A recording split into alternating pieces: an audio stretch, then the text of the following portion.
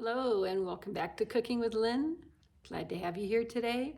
Today we are going to make Swiss steak and gravy. And then also over here, I have some potatoes on. We're gonna have that along with it. What we're gonna need is we're gonna do half of my cut onion. I'm gonna save the onion for something else.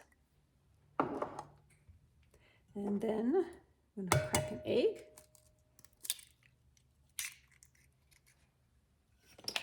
Then about a teaspoon of, I like my hot paprika, get things spice.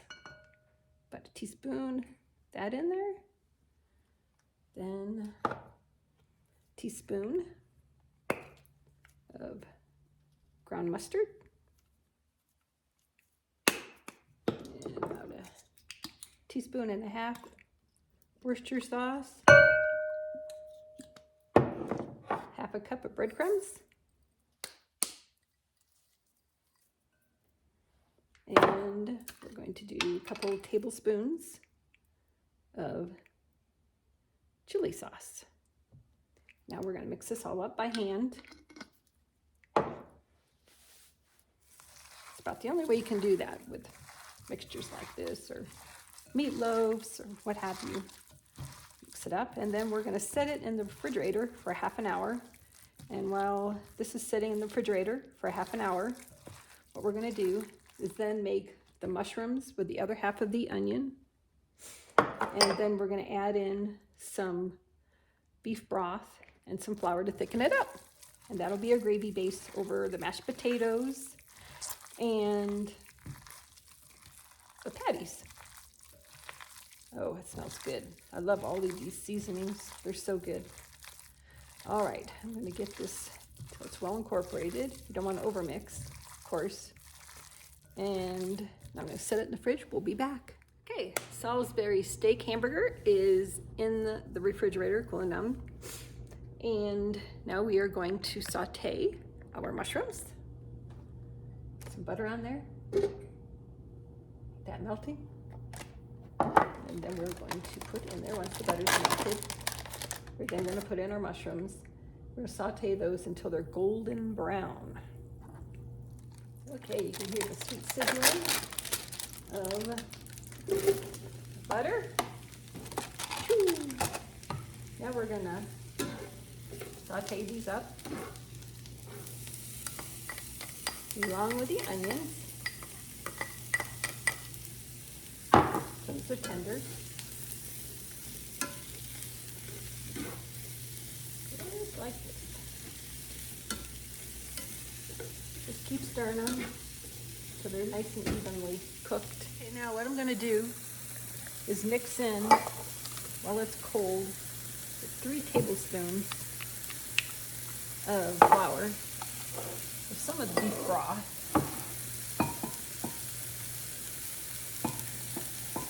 When it's cold, it's better to mix it in.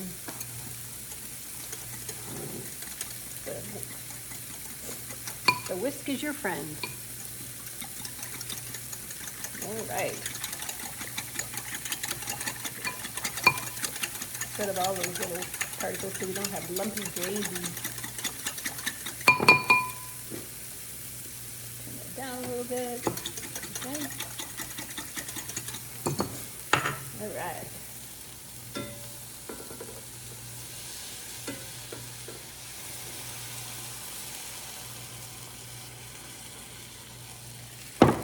Okay, now we're going to stir this around and make them like a roux-ish. Make it thicker. It's like getting thick here. So now I want to add more of my beef broth. Here. Turn it up a bit, about medium, I would say.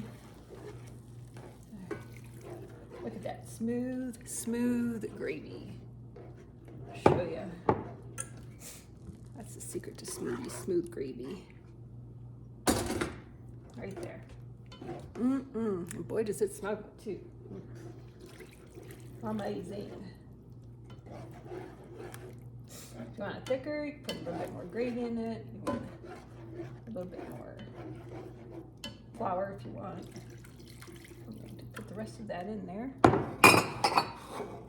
Put all this over here, out of my road. My table. We're going to cook this up.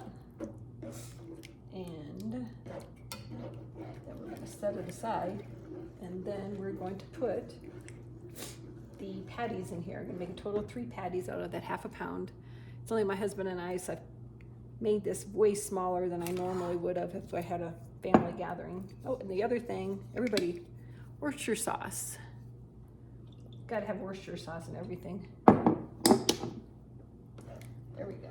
So let's get this cooking here for a few more minutes. I think it's almost perfect. I'm going to give it a couple more minutes because it's like the perfect thickness. It's not too thick, not too thin. It's going to be just the way you like it, especially going over their taters.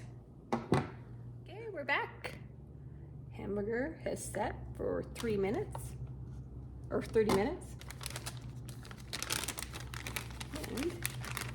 And we have the burger out. We're going to divide this equally, 3 parts approximately. See, I'm going to tear my scale here. Hit tear. Probably do a total weight. It's like almost 20, so 6 times 3, so do like 6. Add a little more. 6, make it close as possible. Now we're going to melt the butter in the pan that we used for the gravy. I set it aside over here in a bowl. 6 over 6. That would be fine. All right, now we're going to shape these into patties. Just like this. And we're going to brown these on each side for about 3 to 5 minutes. Okay, got that one all made.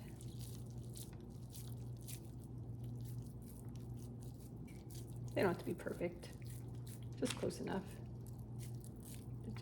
They'll just cook more evenly if they're kind of the same weight. I don't know what I'd do without my scale. Scales are so handy, especially when I get into making my tortillas. I like them to be close. I don't know why. I just do. That'll be next. All right, so let's start cooking these up. There's 1, 2, and 3. Like I say, 3 to 5 minutes each side. And then we're going to pour the gravy over it, cook it for another 3 to 5 minutes. And then after the mashed potatoes are done, everything's ready to go. Okay, it's been about 3 minutes. Now we're going to flip them over. Brown the other side.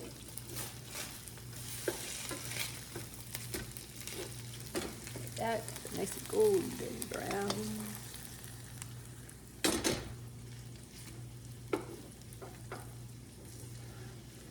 Keep going for another 3 minutes on that side and let them cook up. Okay, now we are going to add back to it the gravy and let it cook again for, I'd say, probably another 3 to 5 minutes.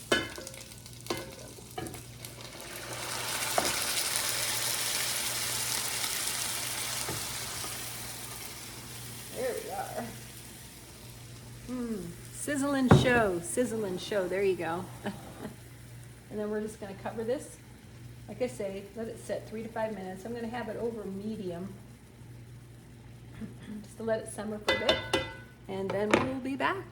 Hopefully the mashed potatoes are getting there.